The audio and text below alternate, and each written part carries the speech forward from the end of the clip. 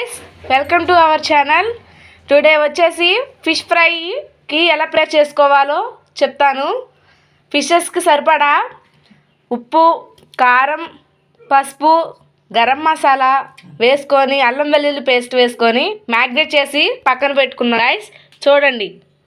వచ్చేసి ఇదిగోండి fish curry కోసం ప్రిపేర్ చేసుకోవడానికి మిగతా పీసెస్లో మళ్ళీ ఉప్పు, కారం, పసుపు, అల్లం వెల్లుల్లి పేస్ట్ వేసుకొని వాటికి కావాల్సిన 2 ఉల్లిపాయలు కట్ చేసి పెట్టుకున్నాను. 2 పచ్చిమిర్చి టేస్ట్కి సరిపడా వేసుకున్నాను.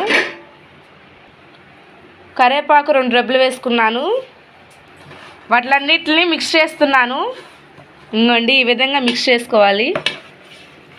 మిక్స్ చేసేటప్పుడు కొంచెం ఆయిల్ వేసుకుందాము. ఇదిగోండి సరిపడా ఆయిల్ వేస్తున్నాను.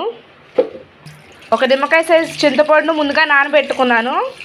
వాటిలో రసం తీసి పోస్తున్నాను. మంచిగా కలుపుకుంటున్నాను. ఇదిగోండి ఈ విధంగా మిక్స్ చేయాలి.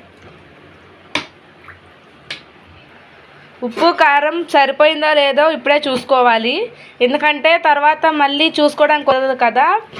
ఫిష్ పద్దాలు తిప్పలేం కదా, పీసెస్ కింద కడిపోతుంది కదా.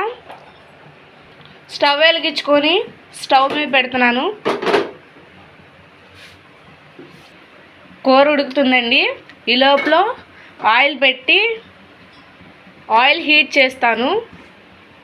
ఇదిగోండి ఆయిల్ కాగిందో లేదో చూసుకోవాలి. హీట్ అయింది. మనం ముందుగా మ్యాగ్నేట్ చేసి పెట్టుకున్న పీసెస్ ఉన్నాయి కదా, వాటిని ఒక్కొక్కటిగా ఫ్రై చేసుకుందాం. ఇదిగోండి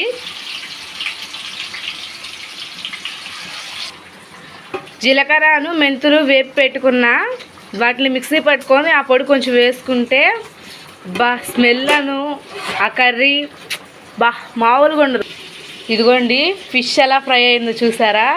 అబ్బా ఎంత క్రిస్పీగా ఫ్రై అయిందో చూసారా? చూస్తుంటేనే నోరు ఊరిపోతుంది కదా. ఇదిగోండి మన ఫిష్ కర్రీ కూడా రెడీ అయిపోయింది. ఇందులో కొంచెం కొత్తిమీర, పుదీనా వేసుకొని దించేసుకోవడమే. చూసారా ఎంత కలర్ఫుల్గా ఉందో?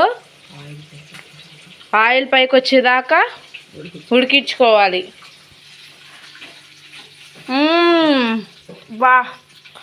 మా వీడియోస్ కనుక మీకు నచ్చినట్టుగా అయితే లైక్ చేయండి, షేర్ చేయండి, సబ్స్క్రైబ్ చేసుకోండి ఫ్రెండ్స్. బాయ్.